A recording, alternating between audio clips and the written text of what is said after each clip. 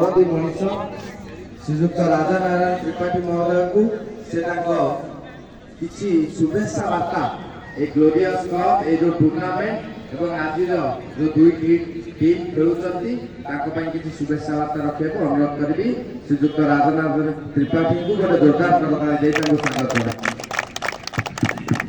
बहुत बहुत धन्यवाद ग्लोरियस क्लब को से माने बहुत दिन धरी ये जो क्रिकेट टूर्नामेंट कर विशेषकर सब खुशी जिनस प्राय भुवन समस्त वर्गर समस्त जिते वयस्क ठू आरंभ कर छोट आप डिफरेंट डिफरेंट बैच समस्त को इनवल्व कर 40टा बैच को इनवल्व करवा समस्त को गोटे प्लाटफर्म को आना क्रिकेट प्लाटफर्म और सब बड़ जिन दल मत निर्विशेष समस्ते एकाठी होती यहाँ हूँ भुवन गोटे विशेषत्व मुझे जगह देखी ढेंकानाल जिले में भुवन ही गोटे एभली जगह जो भाईचारा सबुठ आठी जिते विकास कथा आसे समस्ते समस्तर विकास कथा कहते और निश्चित रूपे आपण मैंने कार्य सब आमको बहुत उत्साहित दिए इंस्पायर करे जे यही आपण भर भतृत्व भाव बजाय रही क्रीड़ा मध्यम आप युवशक्ति एकाठी आसतु माँ माटीर विकास लड़े कर जानते जे गोटे ढेंकानाल विकास परिषद गोटे प्लाटफर्म जो आम सब ढेंकानाल विकास कथा उठे तेणु से इंफ्रास्ट्रक्चर मेजर फोकस दिया जाए जो एरिया रास्ता घाट रेलवे लाइन ये सब जिन डेभलप सी बाकी जिन धीरे धीरे आसी कटक भुवनेश्वर में मुझे चार्टर्ड अकाउंटेंट असिस्टेंट थी ढेंकानाल ब्रांड को सर्व भारतीय स्तर एटलिस्ट ओडिशा स्तर में विकास करने समस्त ढेंकानाल लोक एकाठी आसो राजधानी में बहुत लोग ढेंकानाल जिला छाड़ी कटक भुवनेश्वर रोचे एकाठी गोटे प्लाटफर्म आसी ढेंकानाल उत्सव करवा जिते मुझे chartered accountant assistant vice chairman थी से आम 7 जन ढेंकानाल लोक एकाठी बर्तमान 1300 परिवार जोड़ी मुझे देखे जे गोटे समय आम जो पिलादिने थी पिलादिने से देखी पाठपुर गली पढ़ाई ढेंकानाल को नहीं दिल्ली गप करती बहुत किसी जानते लोग ढेंकानाल कौन ढेंकानाल विषय बहुत लोग अवगत कि आम ढेंकानाल संस्कृति विषय लोग जानीपारे आज ढेंकानाल हूँ सबल सभ्यतार आरंभ सबल कहे यार जगन्नाथ जगन्नाथ आद्य सबल ये संस्कृति ढेंकानाल आम ढेंकानाल विभिन्न समन्वय विभिन्न वर्गर लोक विभिन्न उच्च माने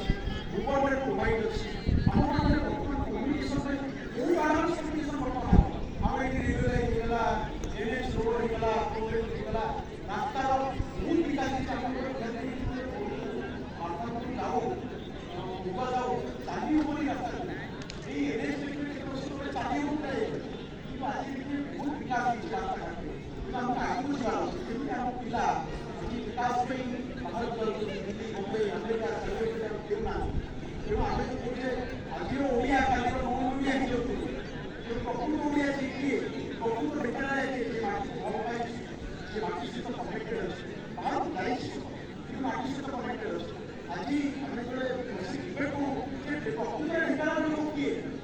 ये माटी